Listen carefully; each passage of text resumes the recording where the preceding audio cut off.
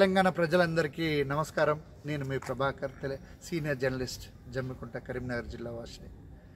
నిన్న హైదరాబాద్ నడిఒడ్డున ఎల్బీ నగర్లో జరిగినటువంటి న్యూస్ లైన్ మరియు తెలంగాణ అనే దినపత్రిక ఎడిటర్ జర్నలిస్ట్ శంకర్ పైన గుర్తు తెలియని దుండగులు తీవ్రంగా గాయపరిచి ఆయన కారు అద్దాలను పలగొట్టిన విషయం మీ అందరికీ తెలియజేస్తున్నాను.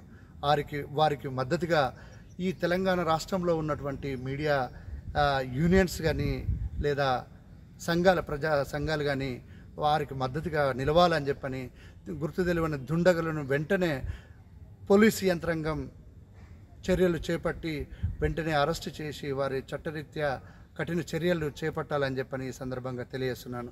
అదేవిధంగా ప్రభుత్వాలకు ప్రజలకు అనుసంధానంగా ఉండేదే మీడియా సంస్థలు కాబట్టి తెలంగాణ ప్రభుత్వం చేస్తున్నటువంటి ప్రతి అంశాన్ని కూడా తెలంగాణ ప్రజలకు తెలియజేసి మంచి అయితే మంచి, చెడు అయితే చెడును ప్రజలకు ఎప్పటికప్పుడు తెలియజేసి వారిని చైతన్యం చేయడమే ఈ మీడియా సంస్థలు కావచ్చు, యూట్యూబ్ ఛానళ్ళు కావచ్చు, లేదా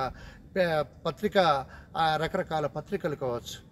ఆ మీడియా సంస్థల్లో పనిచేస్తున్నటువంటి జర్నలిస్టులను మీ ప్రభుత్వం చేస్తున్నటువంటి ఏదైతే వివిధ పత్రికల్లో వచ్చినటువంటి వార్తలను విశ్లేషణాత్మకంగా మార్నింగ్ న్యూస్లో చదువుతున్నటువంటి జర్నలిస్ట్ శంకర్ పైన ఈ రకమైన కుట్రలు చేసి గుర్తు తెలియని దుండగులు దాడి చేయడాన్ని ఈ తెలంగాణ ప్రభుత్వం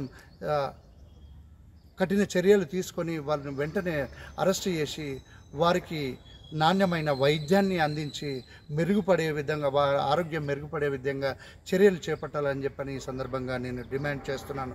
అదేవిధంగా తెలంగాణలో ఉన్నటువంటి ఈ జర్నలిస్ట్ సంఘాలన్నీ కూడా జర్నలిస్ట్ శంకర్కి మద్దతుగా నిలవాలని చెప్పని, ఆయనకు అండగా ఉండాలని చెప్పని ఈ సందర్భంగా మీ అందరినీ కూడా విజ్ఞప్తి చేస్తున్నాను.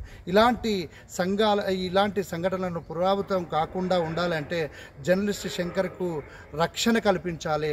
అలాంటి ఘటనలు జరగకుండా ఉండాలంటే కఠిన చర్యలు చేపట్టాలని చెప్పని తెలంగాణ ప్రభుత్వానికి విజ్ఞప్తి చేస్తున్నాను. Thank you.